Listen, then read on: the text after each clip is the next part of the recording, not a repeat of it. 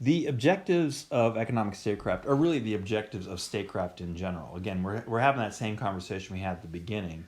Nothing's new here in terms of what a state wants to achieve. It's just here's a different tool to achieve it. But just to give you some examples about how economic statecraft has been used by the United States. So, one set of objectives is to alter domestic politics. So, for example, in the 1980s, economic sanctions were used against the South Africa apartheid government to get them to not be so apartheidy anymore, which actually ends up leading to a regime change of a sort. And then, of course, U.S. aid to the Egyptian military. The aid is given directly to the Egyptian military with the goal of the Egyptian military not being quite such jerks to the Egyptian people. And that sort of comes back, that actually came back in a big way during the Arab Spring in 2011, where because I think the Egyptian military was getting about $1 billion a year from the US, that's a big chunk of money. And that may have been just enough to keep the Egyptian military from firing on the crowds that gathered during the Arab Spring. So that's part of altering domestic politics. This feels a lot more, by the way. Remember, we talked just a little bit ago about the Soviet Union saying infringement of our sovereignty. This feels a little more infringy than some of the other things because you are actually trying to get involved in somebody's life. But again, all you're doing, there's two sides to this. You're getting involved, you're being paternalistic, you're telling them how to do things, and you have the leverage to do that. That's sort of the negative way. The positive thing is you don't have to do this. You just don't get the thing that we're going to offer you. So is it an infringement of sovereignty? There's two ways to talk about this. Like the example I gave you guys earlier about I'll give you a pizza party if you do this, is that an infringement on your sovereignty? Not really. On the other hand, I could make the analogy, I come up to you with a gun and say, give me your money. Now, technically, you have a choice. You don't have to give me your money, but I'll shoot you if you don't. And so you probably do. That feels more infringement of sovereignty. So it's less about the lever that's being used and more about how important that lever is to the security, the freedom, all that kind of stuff of that particular country.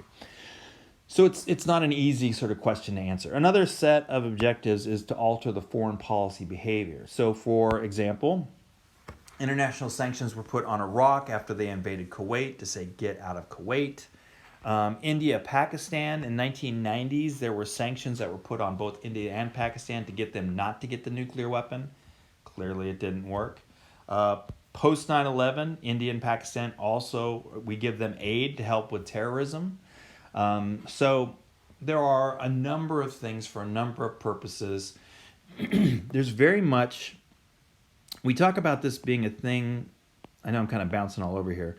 We talk about this being a thing that's not okay, and that's quid pro quo. If I give you this, you give me that. In politics, that's not okay. In diplomacy, in economic statecraft, it's required. Like I have to know what behavior I need to change in order to get that reward or not get that punishment. And so it's very much, if you do this, we'll give you that. So you can have a number of these levers going on at the same time. We'll give you aid if you help with terrorism. We'll also give you aid if you stop nuclear proliferation. That may sort of be combined in some way. Another set of objectives is to affect economic or military capabilities of the other state.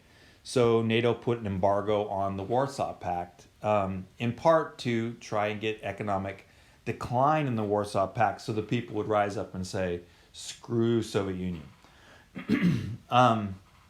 As we talked about before, continued sanctions on Iran.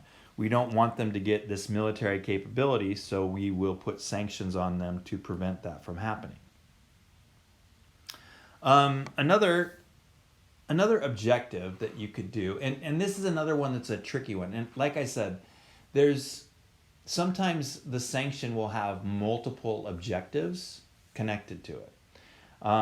This is one that you're not going to see the quid pro quo behind. You won't see a lot of countries saying, we're doing this to get regime change. That being said, that could be sort of quietly behind the scenes in meetings behind closed doors could be a very important thing. So, for example, in Iran, you're not going to see Trump go out there and say, I want regime change in Iran. That is a sure way to get Iran really pissed off, and that infringement of sovereignty idea. That doesn't mean that behind the scenes, Trump's not saying, I hope this ends up with a regime change in Iran. U.S. sanctions on Cuba since 1960 have been very much aimed at regime change. Again, not very successfully, but still, that's the idea here. This is the other thing I want to add to this. There are a number of ways you can do regime change in terms of economics or in terms of military intervention. Economic sanctions is far cheaper than military if it works, but it's probably going to take a longer time. We could send military over to Iran right now and get regime change. If you want it done tomorrow, it can be done tomorrow. It may screw up what comes afterwards. That's the thing. You may create a lot of more problems, but time-wise, it happens. And it's going to be really expensive, not just for the intervention, but for all the rebuilding afterwards. Economic sanctions is a different sort of thing. It takes longer. When we put economic sanctions on South Africa, it still took a long time for South African economy to start to feel the pain, so the politicians felt the pain, so a regime change happened as a result. But that's the sort of idea. Okay, so we have one more idea to talk about, and that's whether how free trade fits into this whole thing. So you're going to look at some free trade policies, or at least one that's called the Trans-Pacific Partnership.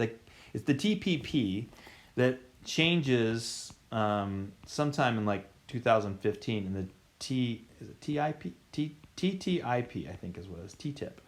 But they're the same basic thing, just with a couple sort of adjustments to it. Now, obviously, Donald Trump has said, we're not going to do that thing. That was one of the first things he did when he became president, is said, that's not going to happen.